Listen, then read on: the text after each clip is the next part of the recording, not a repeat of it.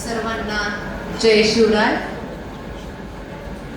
महाराष्ट्राच्या मातीतील हर एक जातीतील हर एक धर्मातील मावळा उभा राहिला तर स्वराज्य निर्माण होईल ही भावना तळागाळातील लोकांपर्यंत पोहोचवणारे छत्रपती शहाजीराजे भोसले. आदिशक्ती माँ तुळजाभवानी यांचं मांगल्य पावित्र्य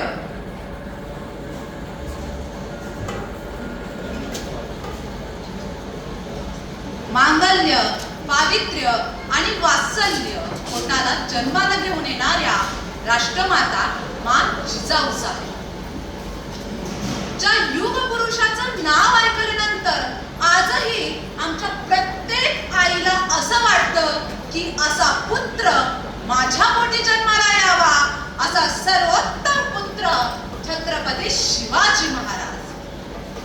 आम्ही चुकूनही कोणाच्या वाटेला जात नाही, पण आमच्या वाटेतच अगदी कोणी आला तर आम्ही त्याचे दात मोजायलाही मागे पाहत नाही, असं म्हणत स्वतःचं जीवन सिद्ध करणारे छत्रपती संभाजीराजे. या सर्वांना प्रथमतः मी वंदन करते. वस्तू व सेवा कर विभागाचे सर्व सन्माननीय अधिकारी व कर्मचारी तसेच माझ्या बंधू भगिनी, आज हा शिवजयंती उत्सव आपण साजरा करीत आहोत आणि या शिवजयंती उत्सवाचं एक मोठं ध्येय काय असेल तर आजचा युवक. कारण युवकांचं प्रेरणास्थान म्हणजे शिवाजी महाराज. म्हणूनच मी आपल्या समोर विषय पुढे ठेवत आहे छत्रपती शिवाजी महाराज आणि आजचा युवक. मग तुम्हाला प्रश्न पडला असेल युवा म्हणायचं कोणाला? आपण पाहतो वयोमानानुसार अनेक गट केलेले आहेत, त्याच्यामध्ये युवा हा एक वेगळा गट आहे. पण माझ्या मते वयोमानानुसार युवा हा नसतो, युवा असतो तो कसा.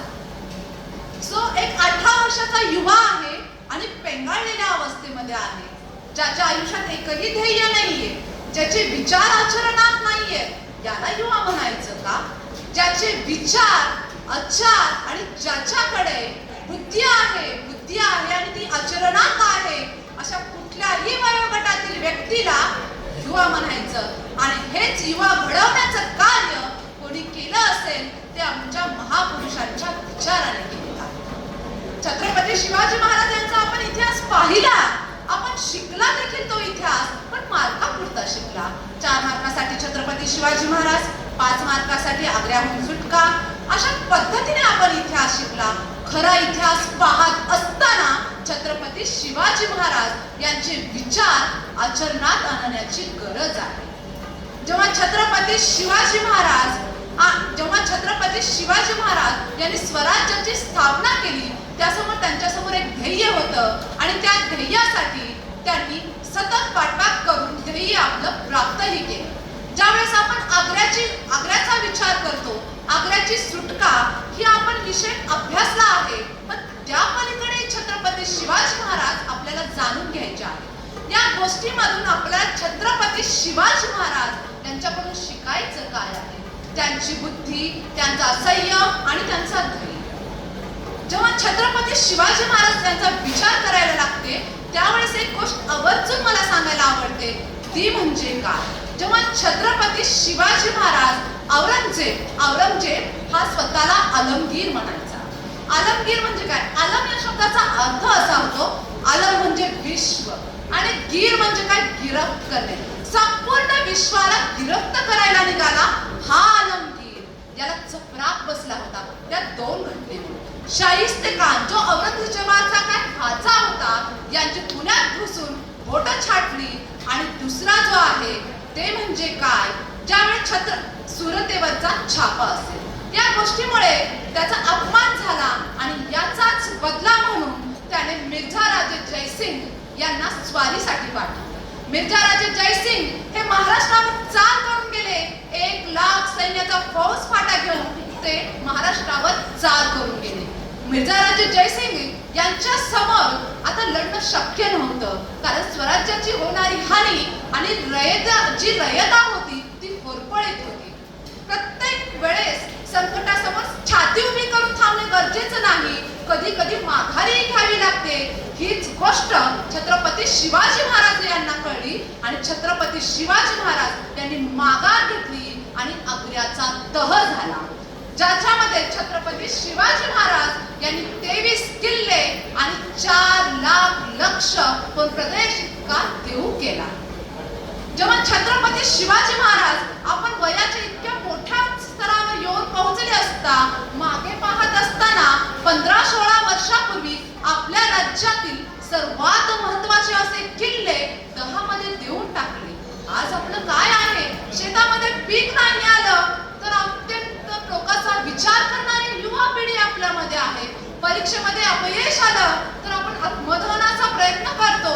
एवढंच नाही, त्याच्या पलीकडे जाऊ. अहो, एखाद्या मुलीने नकार दिला व्हॅलेंटाईन डेला तरीही आपण नैराश्यात जातो. काय म्हणे तर डिप्रेशन येतं आपल्याला. असा इतका अगाध इतिहास असताना देखील आज तो इतिहास कुठेतरी वर्तमानात येताना दिसत नाही. म्हणून छत्रपती शिवाजी महाराजांच्या विचारांची गरज आज युवकाला आहे. छत्रपती शिवाजी महाराज आज आपण आपल्या भारत देशामध्ये सर्वात मोठा जर प्रश्न असेल तो आहे बेरोजगारी. आपण पाहत आहात कित्येक तरुण बेरोजगार आहेत. मग या तरुणांनी छत्रपती शिवाजी महाराज यांच्यापासून शिकायचं काय?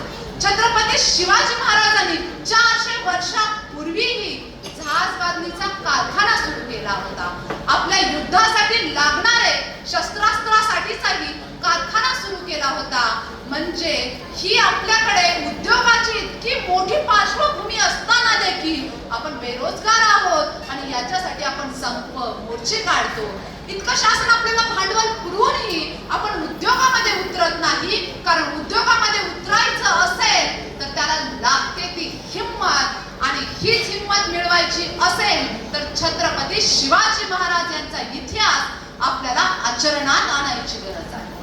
छत्रपती शिवाजी महाराज यांचं शेतकऱ्याविषयीचं धोरण तुम्ही पाहिलात तर छत्रपती शिवाजी महाराज यांचं शेतकऱ्याचं धोरण खूप उपयुक्त होतं.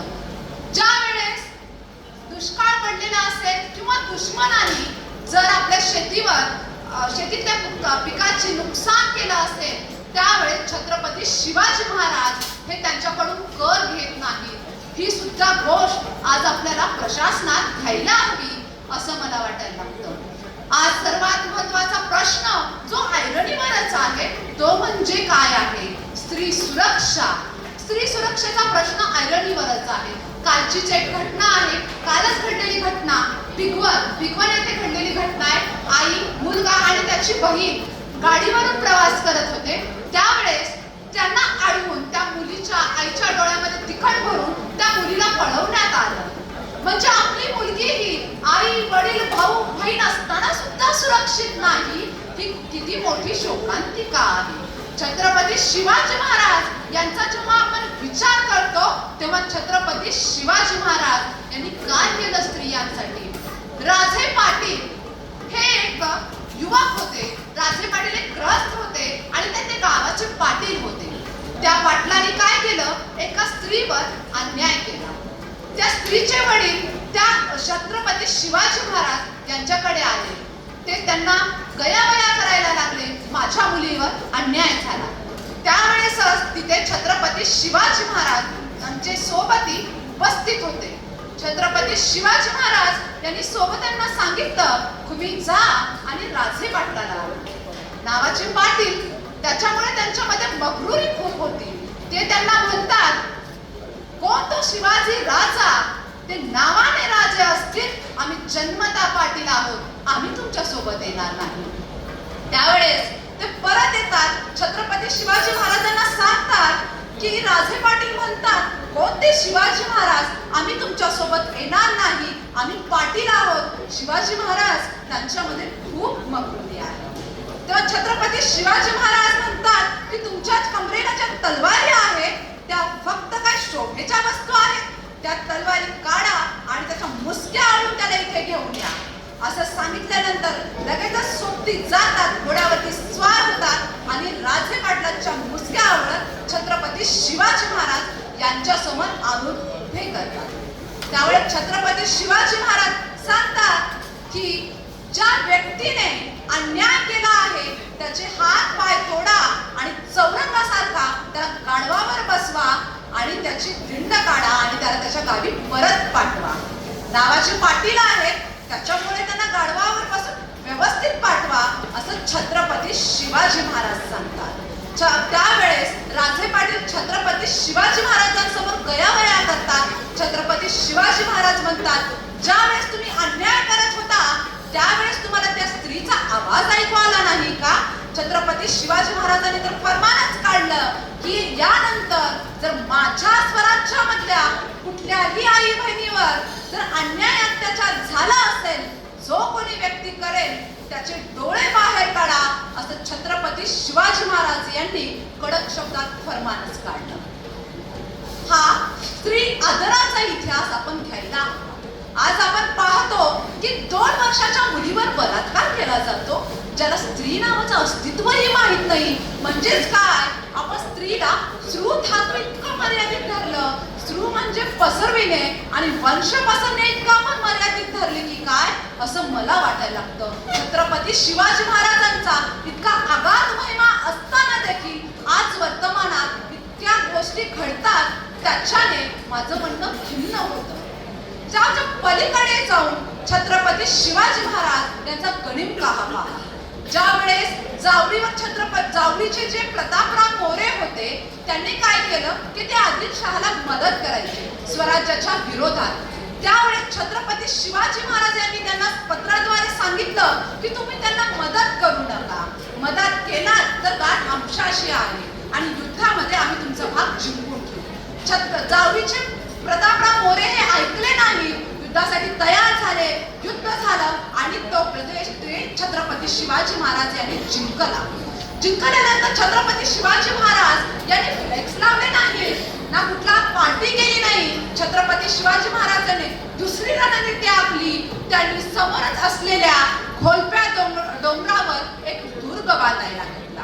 कारण त्यांना माहित होतं हा जो प्रतापराव मोरे आहे, जो युद्धामधून वाचला आहे, तो आदिलशहासोबत जाईल आणि एक दिवस आपल्यावर आक्रमण करेल. तर छत्रपती शिवाजी महाराज यांनी जर तो दुर्ग आहे तो जर जावळीमध्ये बांधला असता तर छत्रपती शिवाजी महाराजांपेक्षाही जास्त त्या जागेची माहिती प्रतापराव मोरेला असती. म्हणून त्यांनी तो दुर्ग हा खोलप्या डोंगरावर बांधायला घेतला आणि त्याच दुर्गाचं नाव होतं प्रतापगड. आणि तेथे काय झालं हे सर्व आता आपल्याला ज्ञात आहे.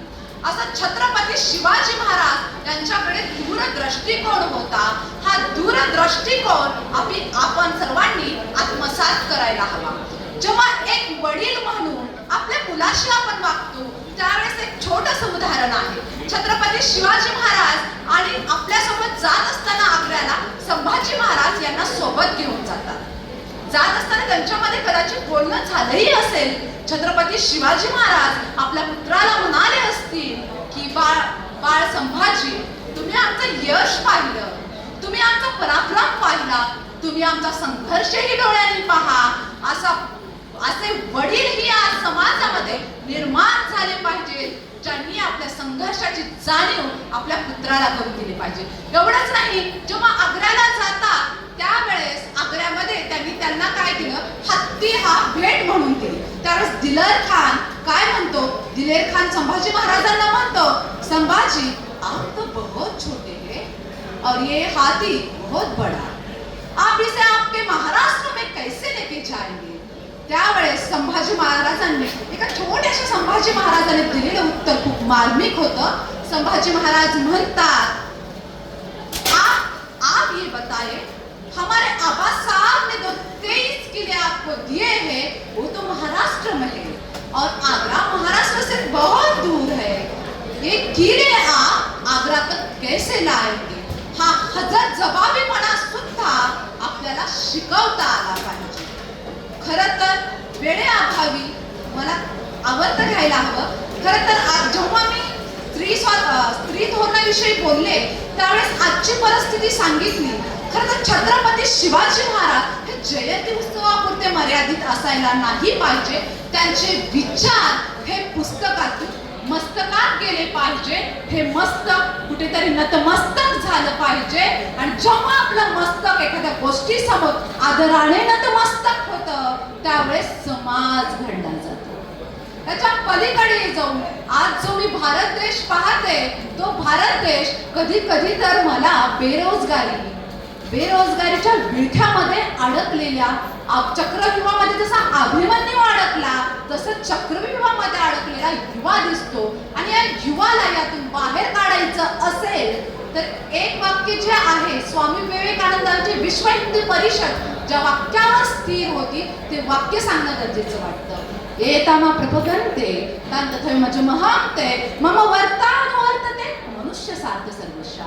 त्याचा अर्थ असा होतो की एखाद्या व्यक्तीने माझं प्रति जो भाव घेऊन आला आहे त्या व्यक्तीप्रती मी तोच भाव व्यक्त करतो. म्हणजे शिवचरित्राकडे आपण जाणण्याचा भाव घेऊन जा. शिवचरित्र आपल्याला जवळ करेल.